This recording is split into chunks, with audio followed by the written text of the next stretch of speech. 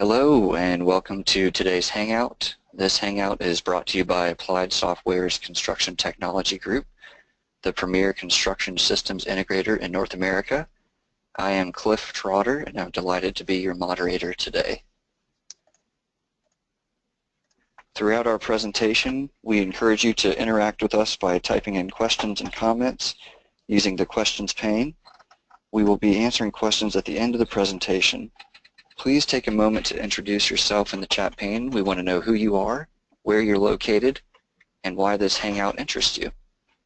This Hangout is being recorded and will be available to you online on our YouTube channel. We will also send you an email following the webinar with a link to the recording. If you haven't already, search Applied Software on Facebook and like our page to receive the latest information and special offers. When you visit our website, asti.com, there's a complete schedule of upcoming events, webinars, trainings, and more. A couple upcoming webinars are the November BIM 360 Hangout, Sorting and Filtering in BIM 360 Field. It'll be Thursday, November 3rd. And BIM Cars, a Revolution for the Electrical Industry webinar with a commercial contractor focus. That'll be Wednesday, November 9th. Upcoming events going to be BIM and Beer Charlotte. That's going to be Wednesday, November 9th, 5:30 p.m. to 8:30 p.m. at Sugar Creek Brewing Company. At the conclusion of the Hangout, a survey will pop up. Complete the survey to be entered into a $25 Amazon gift card giveaway. You must complete the survey to be entered into the drawing. I would like to welcome our presenters, David Ronson and Garrett Tice. Most of you should be familiar with them if you've sat in on some of our webinars before. So I will let them take it over from here. Garrett, David, take it away. All right, thanks, Cliff. I appreciate it. Let me show my screen here. All right. So I think it's safe to assume everyone can hear me. All right, so spool templates. They can be complicated. Once you understand the network and what is pointing to what, you know, it'll obviously start to make sense. And it'll take some time to get your spool template set up and probably a little bit of frustration, but it's definitely worth taking the time because there's a lot of value and time to be saved by using the spool feature in fabrication. So what I have here, obviously it's not actual, it's just some design line with some pipe, and we're going to walk through some spool process, and we're going to talk about where the information is being gathered from and to produce your spool templates. So first off, what I want to look at is the Applied Software default template. If you are not an Applied customer, you're not going to have this template. If you are, you probably already have this template. But essentially, this is just an AutoCAD block, right? There's nothing fabrication specific right now inside this drawing. It's just a block. We can double click on it and we can fill out the information manually. We could type in the spool name here, right? Spool 01. Okay, and we could do that for every field in here, and that would take a lot of time because there's a lot of spools that we've got to put out, and we got to get them out ASAP, right? 'Cause that's how every job wants it. They want things yesterday. So in the template, if we go back to the block here, you'll notice a few things about it, a few things in specific. All right, notice the name of the block, okay, spool title block. That's an important important piece of information, is having the name of the title block specifically, okay, and the name of the tags. If you look at the tags here, spool name, job number. Okay, let's look. I'm going to type in the Batman command. Okay, that stands for Block Attribute Manager. Yeah. There we go. So in here we can take a look at the attribute. It's real basic, just like a regular block. You got some text information here. You can change the different size, width, factor, but essentially it's just an attribute inside a block. The only thing is that we have to pay attention to the name that is in the attribute. Okay. All right. So let's go back to the drawing here, and I'm going to open the spool tool, and that's on the T-bar. Okay. For those of you who, oops, wrong one. Here we go. That one right there. For if you're not familiar with it, this is the T-bar. Okay. Everything else that I have around it are other toolbars, but this is the most important one there. So in the defined spools, okay, we can put in the name of the spool, where we want to save it, and which template we want to pull from. So you might have multiple templates. You might have one for 8.5 by 11. You know, if you really need to have a large sheet, you can have some different templates. The job information. So job information is one of those things that it can get passed up sometimes, and you want to take the time to put the job information in job info when you're doing a job, right? Because that information can be reported, and it can be pulled into your reports. It can be pulled into the spool template, for example. Okay. Custom data. Custom data is a place where we can put some custom fields. Okay, we can add a custom field here. Let's say your company uses a specific ID, right? And you have some string of ID that you need to put in here. We can add a field to this list, and I can show you that here in a little bit. All right, so bump the color. As we spool, we're going to select portions of pipe, and it's going to start changing the color.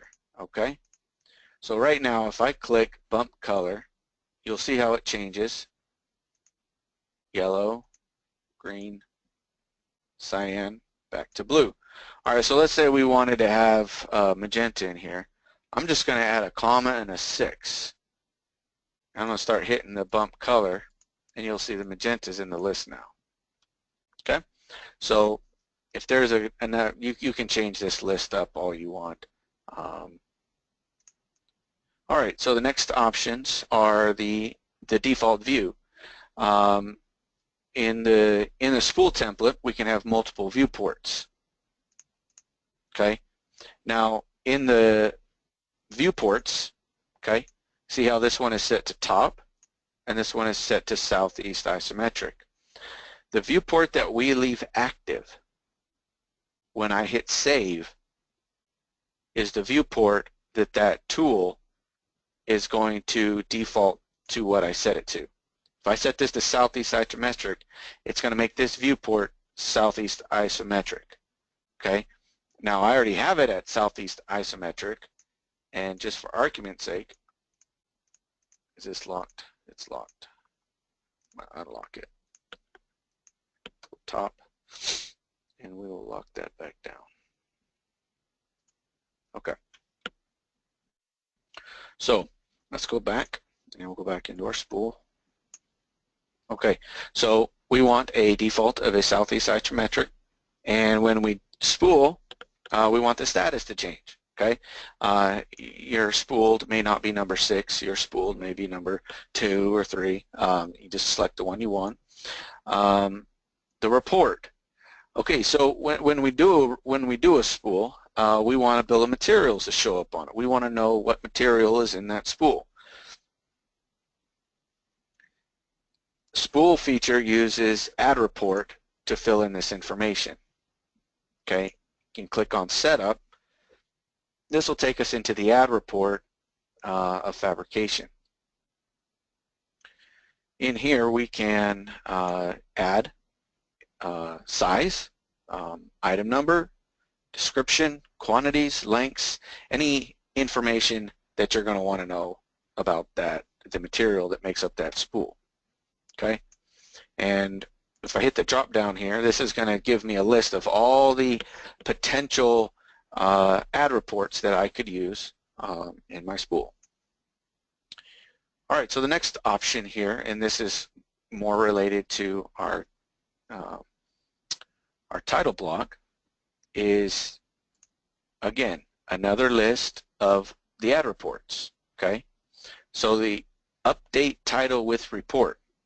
So let's go back into setup and let's go to that report, take a look at it. In this report, you'll notice this right here, insert block with attributes, spool underscore title block. So if you'll remember, spool underscore title block, we'll go back to our spool template, double click on the block, and notice the name of the block. Okay?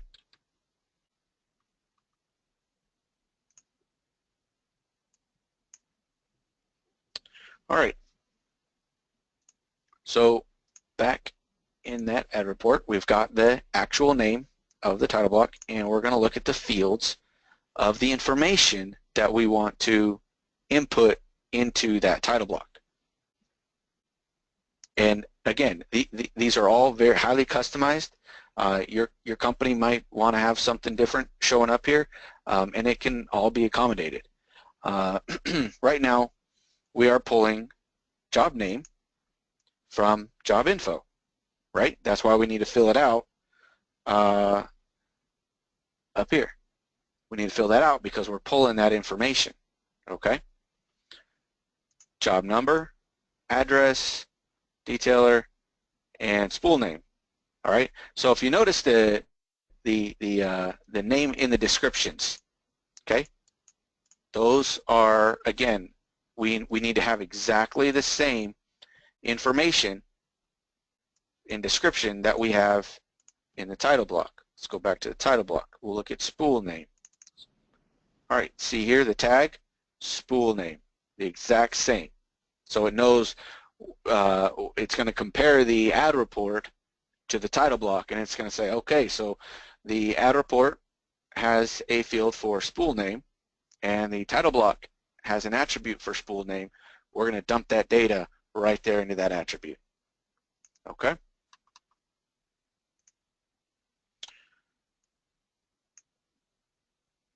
All right, we've added our report, title block, scripts.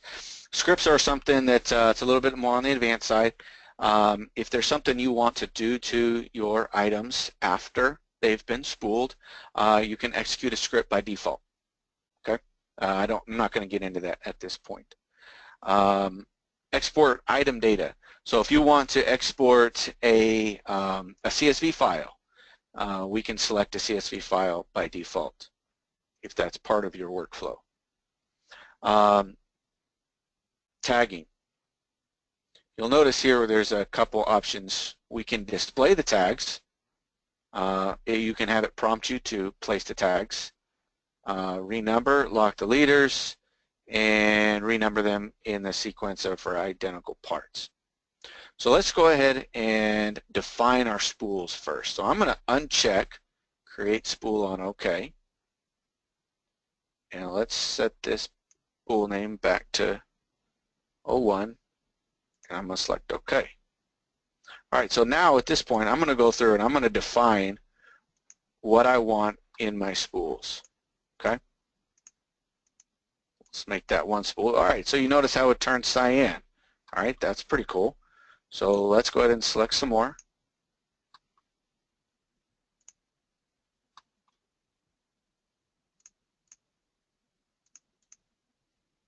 Probably turn off my design line. All right, see how it bumped the color up to the blue? And let's select the next run here. Okay, now we went to magenta.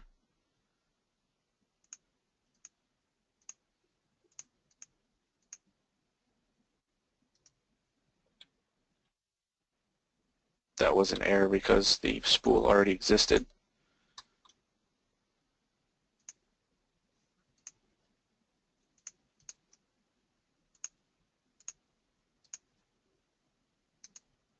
Okay. And let's just do these last few.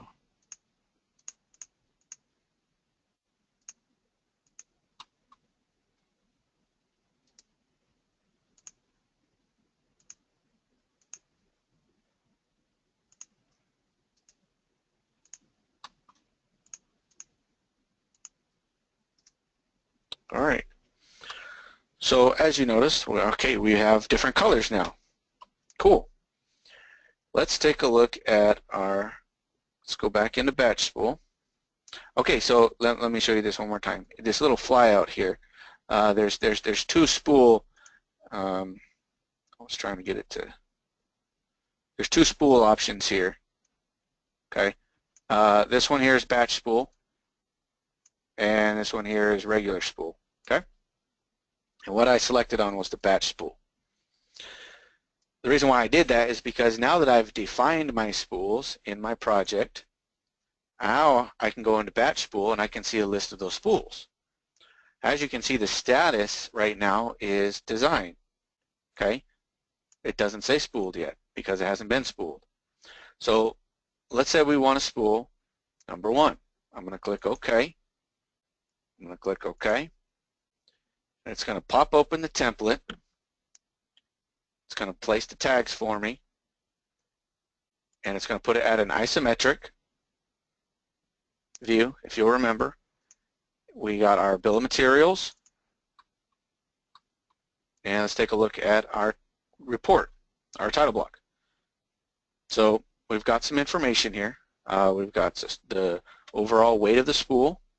We've got inch welds. The date, this date is a regular AutoCAD field that'll update after it's been saved and closed, or perhaps printed. I don't remember which one that is. The job number, job name, spool number. Okay. Now remember, that information is coming from job info. Okay. The spool name is coming from the name of the spool in the ad report. Okay. So let's go ahead and close that. Now let's take a look at how we got the bill of materials to show up correctly. In our template, if you have it, you'll see in the layer manager there's a report position and a report width. Right now the layers are turned off. I'm going to turn them on so we can take a look and analyze what's in here. The way the program is set up is to look for a block named report position right here. Okay, that needs to be the name of the block. The tag, report name, that needs to be the name of the tag. Okay, it's very specific, but again, this is just a block, and the point of this block is to locate where we want our bill of materials to be and which bill of materials we want to report at this location. And notice here, bill of materials. All right, let's look at our ad report at bill of materials. Okay, the exact name, and here's the information we want in our bill of materials. That's the ad report. It's going to place at this position. Now if we go straight to the right, you'll see this red one here. This is the report width. Okay, essentially the same format. Notice the difference in the block name. Report name of the tag is the same, and the value is the same as essentially it's going to start here, expand over to report width, and fill out as deep as it needs to go. Okay, so we've got a couple other reports here. Some people don't know you can have multiples. We have a weld schedule, Okay, again, this is going to pull from add report. So we built ourselves a add report that reports only the weld inches, or welds, the individual welds. So we can sign off on those as they're welded. Couplings. Down here, if you look in a report, we've got a couple more. I'm going to move these up so we can see them a little bit better. We've got report position, spool weight, and weld inches. Okay? We're not going to try to get that information to show up here because it's a little bit more, this information is different from what we're actually going to want in our spool title block. Okay? Even though we're placing it here, it's not part of our title block. This is just where we want to put the spool, or put the report. All right. So I'm going to double click into this viewport. Notice how I'm set to top view. Let's leave our report positions turned on this time. And we'll hit save. Now let's go back to our batch spool. All right. So notice we have a status of spooled. I don't need to run this one again because it's already been spooled. I'm going to click on the next one. Let's click OK and OK. All right. So as you notice, the report position started at that block and ends with that block. We had no couplings, so this report didn't fill in at all. And here's our weld schedule. All right, so this will give you an opportunity to move this weld schedule onto the sheet at any location, so that when you print, this will show up. If you leave this off to the side, when we go to print, and this obviously depends on how you have your printing set up, all right, it's not going to show up on the sheet. So we need to move it onto the sheet. All right, and you'll notice here we got some information. We have 13 weld inches, and the overall weight is 114.5 pounds. It's good information. It's all valuable information that's needed to build this. Let me show you. Let's talk a little bit about the spool INI. In your configuration, in your working settings, there's going to be a file named spool INI. Okay, this gives you a little bit more control over some options that that the regular spool function's not giving us access to. Okay, so let's go ahead and open that up and take a look real quick at a few things I want to draw your attention to. All right, first one I want to show you, and most common, is ignore IDs. Okay, when you're doing spooling, you don't necessarily want to renumber your welds. You don't necessarily want to renumber gaskets. You may not want to renumber your hangers. You hangers you want graphically there, but you don't see a reason to have them renumbering. This gives you an opportunity to ignore certain items. Now notice the 56, 57, 58. What that is referring to, this is not a good example. What that's referring to is the service type. Okay, so if I exclude service type 4, it's not going to renumber any pipework. Okay, 56 was hangers, 57 was weld, 58 was joints. Let's look at what else we had in there. And 101, let's go see what 101 was. Coupling. So we're opting to ignore couplings. Okay. Let's go back. All right, so we covered the ignore. spool dim snaps. Okay, so this is something else that can be a little bit frustrating when you first start spooling. My snaps aren't what I want them to be. It doesn't matter if I set them up ahead of time. Every time I spool, my snaps are changing. Okay, 10 is a value of the node and the midpoint.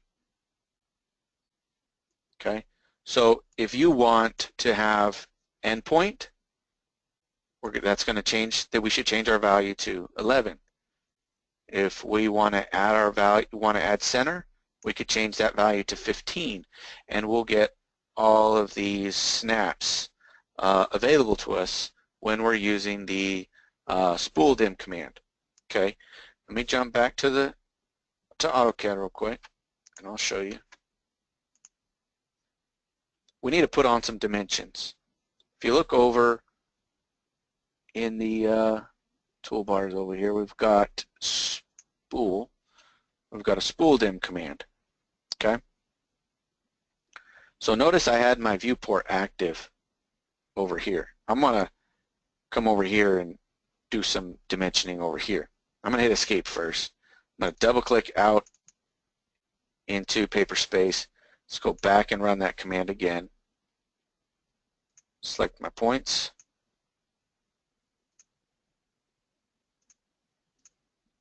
Okay. So notice how this viewport is not displaying those dimensions, and this one is. We were able to place these dimensions in paper space and not model space.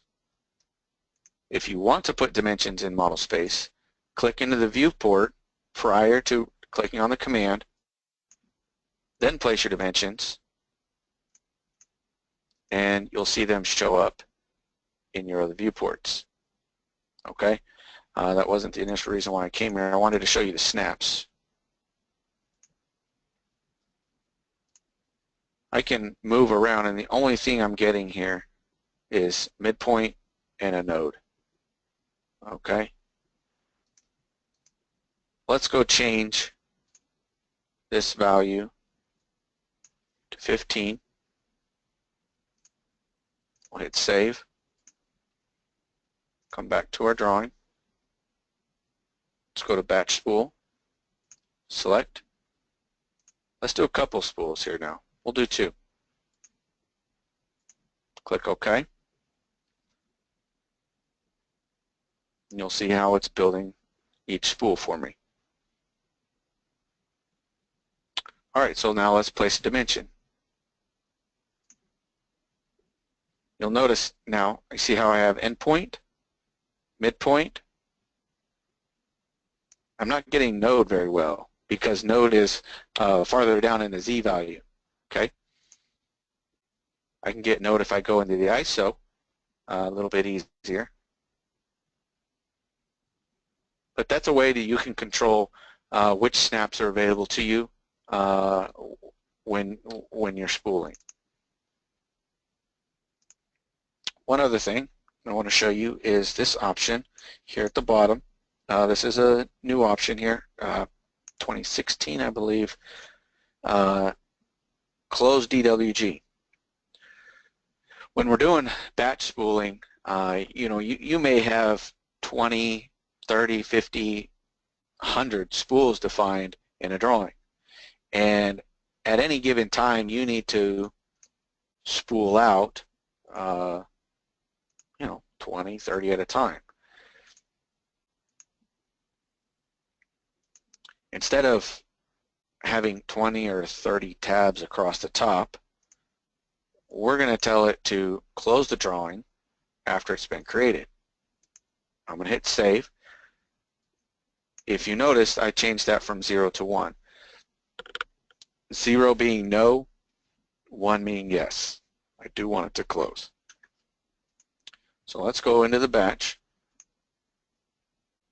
select, and we'll select the last 4. Click OK. We'll hit OK, and you'll see them generate. Okay. Oh, that one just closed. That one closed. All right, so now I don't have to deal with a ton of tabs across the top trying to figure out which spool is which. That's a really a nice new feature that they've added into there. So yes, there are a lot of other options in here. I don't want to spend the time to go through all of them, but the spool INI is a great feature for you to get a little bit more control out of your spools. All right, let's see, have I forgotten anything? Garrett, are you thinking of anything that I've forgotten? No, I mean you've covered some, at least the Okay. functionality. To go in depth into every one of the topics that you've kind of braced on, it's more than an hour. But I think you covered all your bases. I was going to go over the spool INI. I think I see a lot of familiar names when we do these webinars every month, and we do thank you for continuing to come. So if you remember, we did do an INI webinar specific to not just the spool INI, but the MEP INI, NC INI. And so I was going to touch base on that if you didn't, but you opened that up and you showed off features there, kind of just touching base on spooling. Yeah. So. Do we have any questions that have come in? Adam had one. I got him answered. His Okay. question was, why do you report your couplings differently? My response was it could be the fact that maybe you don't require certain information. Sorry, and then a new question just came in, but you might not require certain information in your coupling report that you require in your BOM, or vice versa. It's not limited to only reporting couplings individually. You can combine them into your bill of materials. We just have ours filtered out. It's a workflow. It's a workflow. Every company has a little bit different workflow, and that's okay. That's the great thing about fabrication. It's very adaptable to your specific needs. And Adam, the closed spool is in 2016. Are you saying that it only started in 2016 and it's not there in 15, or? Yes. Service Pack 5? Service Pack 5. I All right, so believe we got some questions going in here. Okay. So Adam, we'll do some testing. If you want to follow up with us on that, I don't think I think you're more just informing me there. But we do have some questions coming in now. So David Boone, where do you find the spool INI? The spool INI, you can keep it locally. It depends on how you map your database. So for us and how we configure it, we keep that setting local to the folder. So if you can see what we have here, the map INI in this folder points to our database, but because this is our mapping file, it's how we point to the database, the spool INI, we store it there, so that way each user has their own spool INI. The reason we do it that way is, let's say me and David are both working on a project, okay, and he's working on one that does not require weld certifications, and I'm working on one that does. I need to tag my welds and my spools. He doesn't want to have to mess with it. So in having individual spool INIs, I can change my settings, and he can change his. So I would check your database, so either your main database, to fully answer your question, I would check your main database, or if you have settings folders like we have, check your settings folder. Okay. Travis, how do you add weld inches off of OLEDs? Ooh, that's a tough one. As long as the weld connection is there, you have a weld material applied to the piece, it should be able to pick those inches up, correct, David? That's a common issue. There's really not a great way to do that. Okay, so what we'll do, we'll have a discussion later. And Travis, if you could go ahead, and I know we've got your email here, but if you could just throw me your email in the chat one more time, we'll give you a follow-up email on that.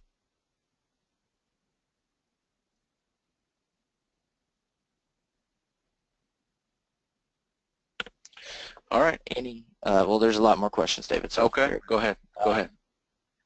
So, Chris, any input on FAB viewer spooling versus CADmep spooling? The only benefit that I've seen from spooling in the FAB viewer is with the auto dimensions, correct? I mean, Yes.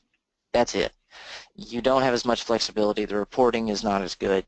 Call me biased or accustomed to my ways.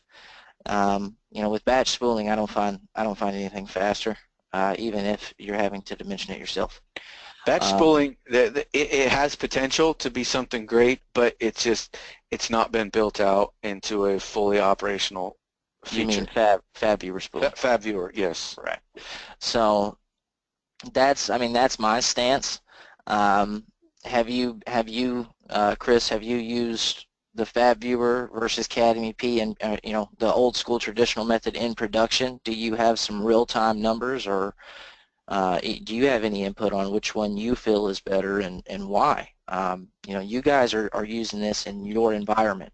As David said, going back to the coupling question, basically, why do you report them individually? Everyone's different. So I don't know if you've done anything with the FAB viewer and it works better for your company. So.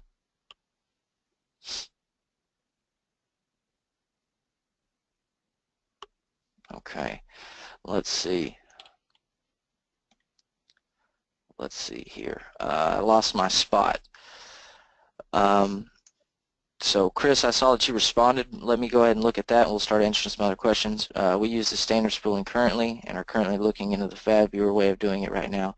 Have not done any real time. Okay. Well, I mean, like I said, just more so to it. The only benefit that I see is the auto dimension, but at the same time, you're not going to have the reporting flexibility that you have with the title block and a spool template. Any information that you know is going to be there, you can kind of pre-populate and have that go up. So we can play, but that's my thoughts. David, do you have anything further on the FAB viewer? I really don't have anything to add to the FAB viewer. I've spent time messing with it. I just got frustrated with trying to. I could get about 75% of what I needed, and that last 25% was too complicated, and eventually I found that I couldn't manipulate the spool the way I could in a regular CAD session. All right. Vincent, I don't know if we have two Vincents on, but only one Vincent's asked a question. So how do you add custom info to the job info? It was brought up but said to be covered later. So if you go to your main database, take off custom data, down at the bottom of that window you have custom job data, what David's displaying on his screen now. Type in new field, or Vincent, something to that effect, and you just type job info. Custom data. You just did it. You did it in the drawing over there. You did it in the CADmep spools where you added it. Yeah. So go back to drawing 1. There's your new field. You'll set these up, before the projects. Are you still starting a timer, David? I saw that in the middle. I keep hitting the wrong button. I saw that in the middle of the presentation. I was thinking, is he limiting himself to 8 minutes on something I didn't know?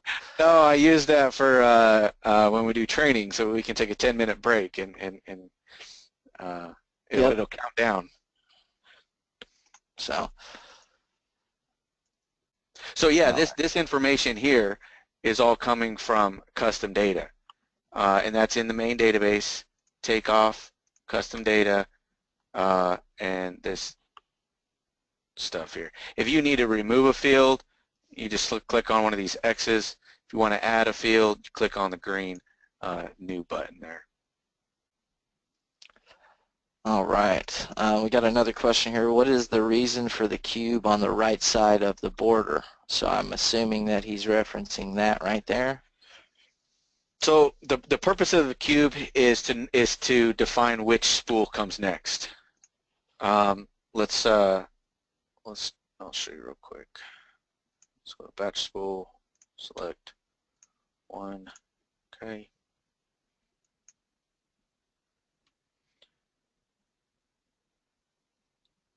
All right, so it may be a necessity for you to, oh, it just closed it. That's what I get for changing that option.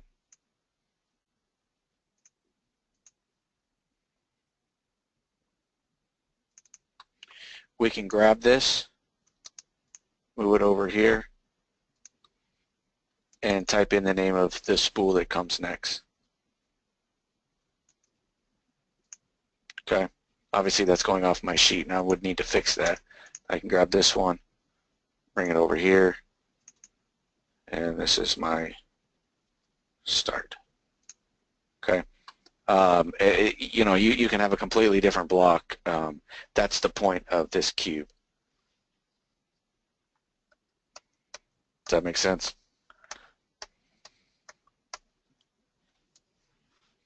Well, he can't really respond to you, David. So does my explanation make sense to you, Garrett? Yeah, it does. Okay, It does. okay. I think Adam said thank you, so I think that, I mean, you hit it on the head, brother. Okay. Bear with me. We've got a few more here. How can you change weld linear inches to weld pipe diameter inches? Well, at this point, I think are you pipe diameter. So if your pipe diameter is 4 and you got a quantity of 2, then it's just 4 times 2 is 8. So you could Depending calculate on how it. you do your math, you know, you could put pi d to get your actual diameter. I find it a little bit strange. They call this weld inches, but it just goes basically by the diameter of the pipe. So if you got one weld is 4 inches and one weld is 6 inches, then we have 10 inches of weld. Is that, am I answering the question? I'll wait on David to respond. Let's look at the ad report real quick. Yeah.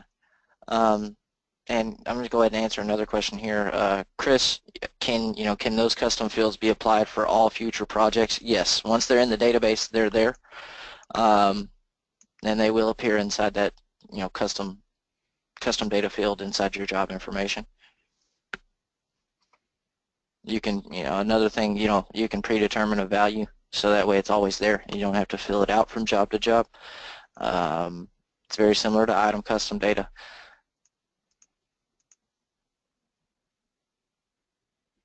So the weld inches here, we've got, we're using these as filters. We're filtering out the CIDs, right? The service type, and on the total we only want welds, or item CID is 2875. If you look in the calculation, we're adding end size 3 with end size 1 to get that information.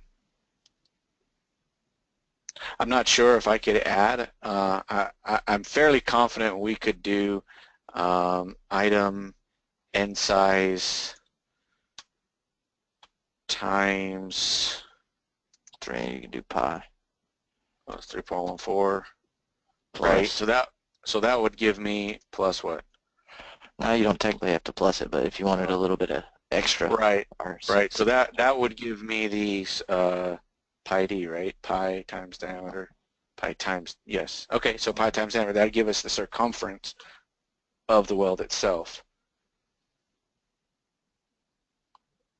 Otherwise, the other method that was in here will give you the actual based on the diameter. David said it's in the report menu. To follow up what we're talking about, yes, sir. I mean, it would be a part of your report that you're going to have to configure that to pick it up or change it. If the program is giving you one value, you may have to use a calculation, like David was just displaying, to get the value that you require. Vincent has a question. Where do you go to edit the info that shows up in the title block? For instance, if I don't need the part number, etc., that sometimes comes into the... So the title block is at the bottom, and the part number we really don't show down there. So can you clarify, are you talking about this bottom portion right here, or the BOM at the top left where item number is? Okay, he meant report BOM. Okay, so if you want to edit that, all you have to do, my suggestion is you want to set all this up prior to spooling, right? So I would say all you do is throw a piece of pipe into your job, one piece in a blank job, and type add report, right? Inside add report, it's going to, once you type that, it's going to say select your objects, grab that one piece of pipe, and then you'll be able to create the reports or modify the existing reports in your database from that point right there.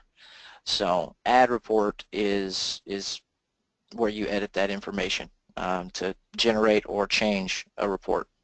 You see here we're excluding joints. We're excluding service types of 57 and 101. We're excluding couplings. These are all things that we've excluded from the bill of materials.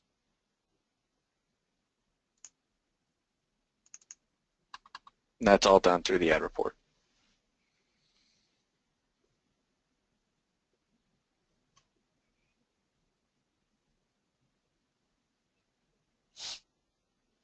All right, let's see. I'm not seeing anything else.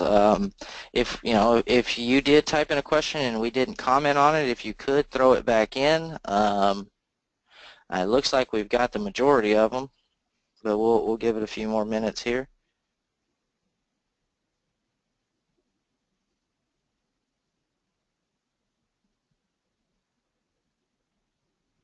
We're always available by email. If you think of a question after the fact, just shoot it to us.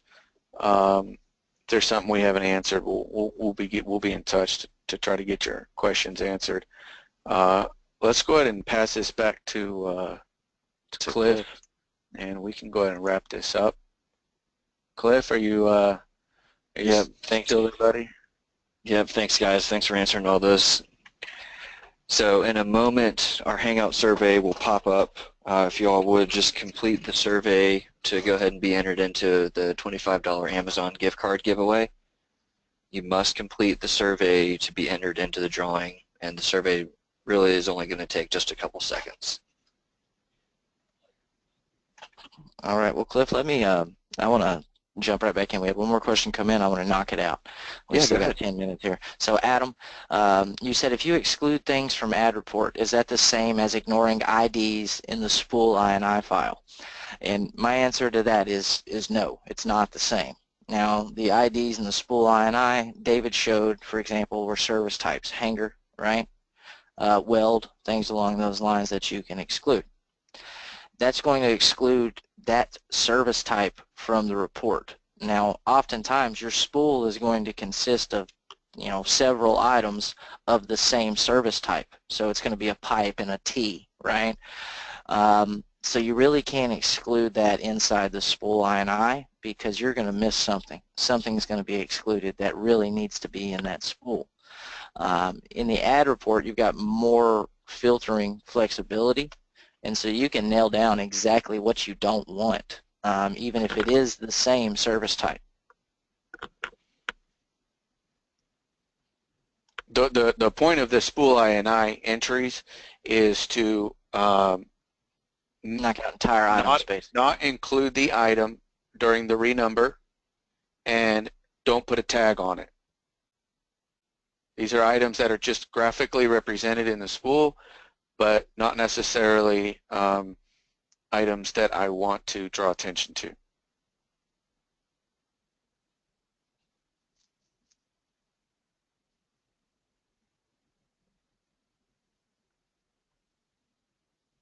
So hopefully that answered that for you there, Adam. I'm